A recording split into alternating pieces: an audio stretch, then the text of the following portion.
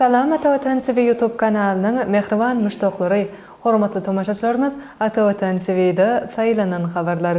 Habarymyzyň 2023-nji ýylyň 6-njy maýyna aksanyna. Türkmenistanyň prezidenti Padşah Karol 3-nji ýylyny gutlady. Türkmen-Rus strategik hyzmatdaşlygynyň meselleri aranyp basatlaşyldy. Türkmenistanyň halk artisti Türksoy bayrağym nasip boldy. KAMAZ Aşgabatda elektrikli awtobusyny tanıştyrdy ýaly habarlar ýetirýäris. Mehriban müştaqlar, gelin bolsa habarlarymyza giňişleýin seretip geçelim. Türkmenistanyň prezidenti Padşah Karol 3-nji ýylyny gutlady. Hormatly prezidentimiz Serdar Berdimuhammedow Türkmenistanyň halkynyň we hökümetiniň adynyň, şeýlekim hut öz adynyň, onuň aly jenaby Beýik Britaniýanyň we Demirgazyk Irlandiýanyň Birleşen Padşahlygynyň padşahsy Karol 3-nji teýçi münasibetli tüýsürekden gutlawlaryny, iň gowy arzularyny berdi. Dowlat başlygyny hatyny iki tarapdan gatnaşyklaryň egirt uly mümkinçiliklerini belläp, Türkmenistanyň iki halkyň behwidine gönükdirilen özara behwidli hyzmatdaşlygy mundan beýlekde ösürmäge taýýardygyny tasdiklady we onuň aly jenaby Karol 3-nji ýylyň padşahlygy döwründe ýurtlarymyzyň arasynda uzak möhletleýän gatnaşyklaryň hassa potulandyryljakdygyna inam bildirdi.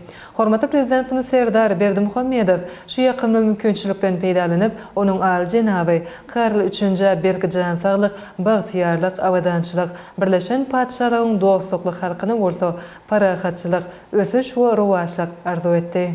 Türkmen-Rus strategik hyzmatdaşlygynyň meselleri aranyp masatlaşyldy. Türkmenistanyň Daşary işler ministriniň wezipä borçlaryny wagtlaýan ýerine ýetirjek Hajiýewiň Rus Federatsiýasynyň Daşary işler ministriniň ornasary Galuzen bilen duşuşy geçirildi. Duşuşyň dowamly diplomatlar, syýasy diplomatik, sowda ykdysady, meden sanperer urlarda hyzmatdaşlygyň möhüm meselelerini aranyp masatlaşdylar. Türkmenistan bilen Rus Federatsiýasynyň arasynda strategik hyzmatdaşlyk barada aýtmak bilen taraplar hyzmatdaşlygyň mundan beýlekde giňeldilmegine berýän eň ýokary we ýokary derejede gatnaşyklaryň ýygyderli we ulgamlaýan käýfiýetini belediler.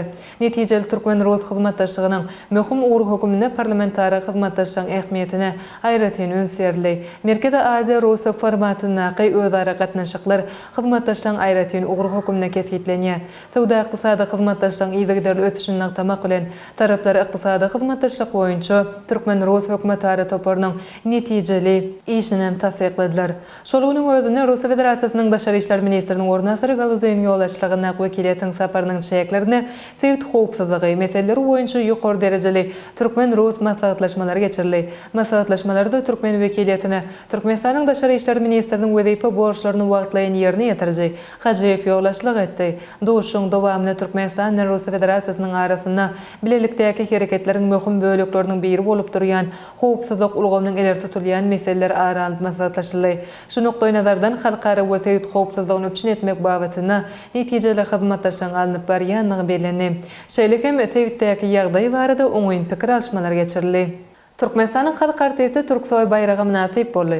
Türkiýe medeniýetiniň halkara guramasyna agza ýurtlaryň teatr sunugaty boýunça Istanbul şäheriniň degişli ugurda eň gowy keşfini ýerine ýetiren artistlary syýlamak dawarasy geçirildi.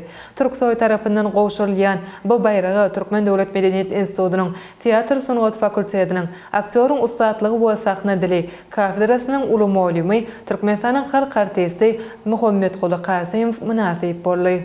KAMAZ Aşgabatda elektrikli awtobusyny tanıştyrdy. Paýtagtymyz Aşgabatda halkara ulug taşyr geçelbeleri özara ara baglanyşyk ösüş 2023 sergisi geçirildi. Oňa gatnaşmaga gelen Russiýa Federatsiýasynyň Tatarstan Respublikasynyň KAMAZ kompaniýasy özüniň öndüren elektrikli awtobusyny tanıştyrdy. Bu barada TASS habarlar gullugy habar berýär. Melim bolşýaly şu ýylyň ýanwarynda KAMAZ kompaniýasy baş direktory Sergey Kagokin Türkmenistan 2 san elektrikli awtobusyň synagdan geçirilýändigini melim edipdi. Bu gedeki sergiýiniň şäherlerinde hem kompaniýanyň wekilleri elektrobuslaryň synagynyň dowam edýändigini beledi. Aşgabatda geçirilýän ulug puwdogyny degişli forma 80den gowrak edaralaryň we kompaniýalaryň wekilleri gatnaşýarlar. Görkezişiň gatnaşçylarynyň awraýly düzümi halkara jemgyýetçiliginiň we iri kompaniýalaryň Türkmenistanyň ulug bawatyna hyzmatdaşlyk etmäge barha artýan gyzyklanmasyny görkezýär. Russiýanyň KAMAZ kompaniýasyndan başga da Russiýanyň demir ýolları edarasy, Kamaş hojalyk technikalaryny öndürýän kompaniýasy, Akbars gemi guruşy kompaniýasy gatnaşýar. Ene mehriban müştaqlar Atavatan TV'de saylanan habarlar gepleşigimiziň şu günkü sanyny seýtirmek isleýän habarlarymyz şordan barat. Hormatly tamaşaçylarymyz şeýlekem Mar şäheri Iranyň baş konsulu öz wezipelerini ýerine ýetirmäge erişdi. Owganistanyň Hırat vilayatyna insan terörlük çäresi geçirildi. Green Card 2024 boýunça utujulary haçan belli bolýar. 6 may ýyldızlar näme diýe? Günnülük täleýnami ýaly habarlary atawatantürkmenstan.com saýtymyzdan giňişden okap bilersiňiz. Gepleşigimizden enneki sanyny görüşýänçek hoş sag bolun.